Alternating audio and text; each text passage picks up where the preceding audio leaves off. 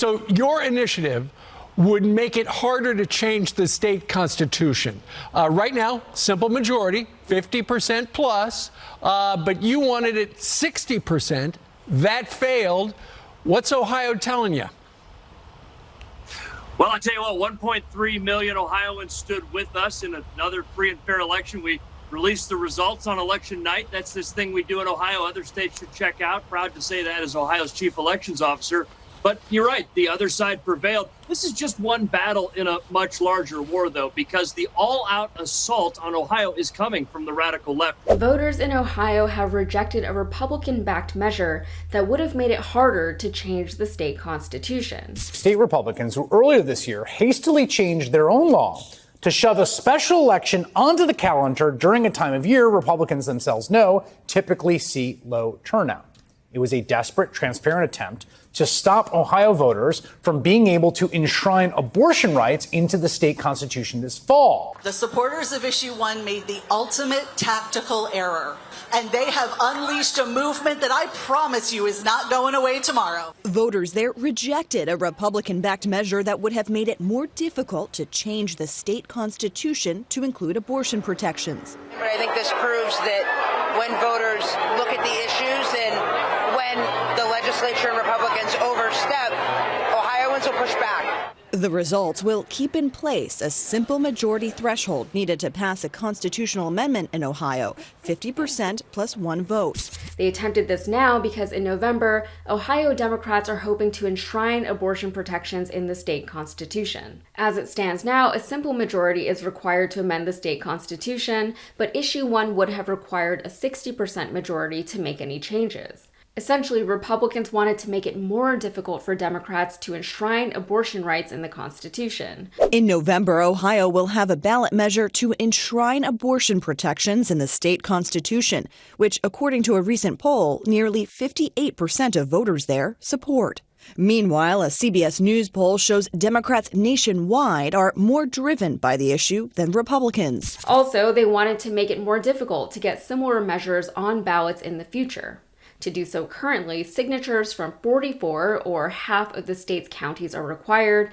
Issue 1 wanted to up that to 88, or 100% of the counties. And finally, the measure sought to eliminate a 10-day period in which groups can obtain replacement signatures for any signatures deemed to be invalid. And tying this constitutional issue to abortion rights isn't conjecture or conspiracy. Republican lawmakers have themselves admitted that that's exactly what this has always been about. This is our best opportunity to protect the sanctity of life in Ohio, because this is not academic. We've seen what they're doing.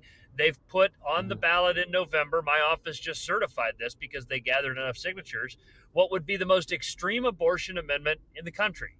This is not something about a woman choosing or whatever else. Ohio's Secretary of State Frank LaRose told his supporters that making the Constitution harder to amend is, quote, 100% about keeping a radical pro-abortion amendment out of our Constitution. Of course, he only admitted that after denying it repeatedly for months in the press, saying, quote, that's not what this kind of a change should ever be about. Republican State Representative Brian Stewart echoed these sentiments. In a letter sent to Ohio House Republicans, Stewart wrote, quote, after decades of Republicans' work to make Ohio a pro-life state, the left intends to write abortion on demand into Ohio's Constitution. The two men announced their constitutional proposal just 1 week after abortion right advocates announced their intention to enshrine abortion protections in the state constitution. The Ohio Supreme Court struck down the gerrymandered map put forth by Republicans a whopping 4 times,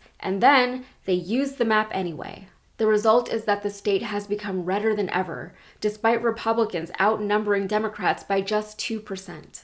Of course, these types of tactics are nothing new, and they certainly aren't limited to Ohio. Voters across the country are very familiar with these tactics and similar tactics that are put forth with the explicit purpose of pushing forth an agenda that simply does not have public support. And the result is that one party becomes law in a state whether or not they have a Democratic majority. I myself live in a very wonky district, and it does take something out of you every time you go up to your polling location knowing that your vote was already intentionally diluted.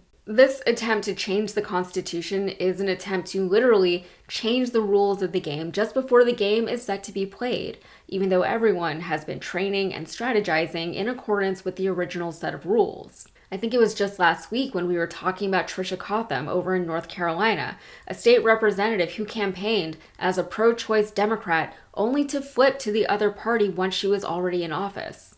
Once she flipped, North Carolina Republicans finally had the votes they needed to ban abortion after 12 weeks. We know now that the flip was always the plan.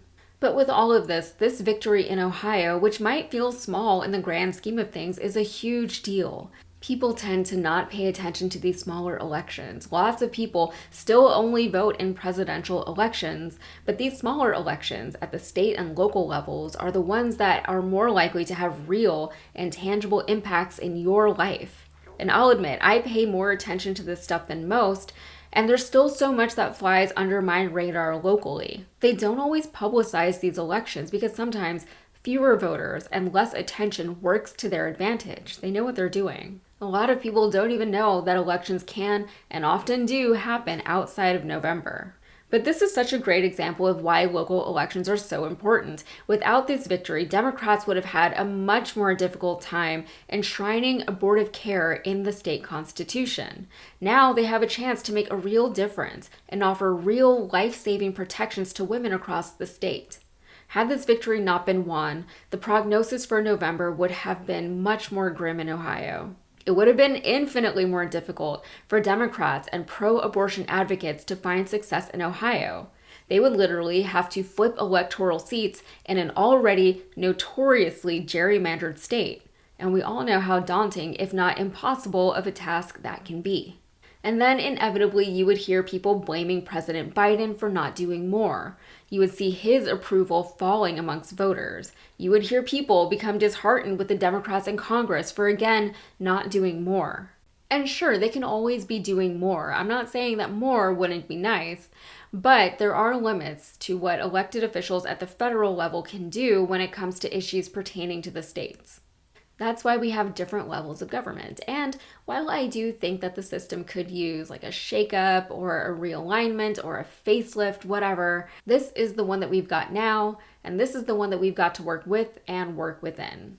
So vote. Yes, vote always, vote. But also the Democrats need to get a little creative as far as how to push back against measures like this one. But for now, great job in Ohio.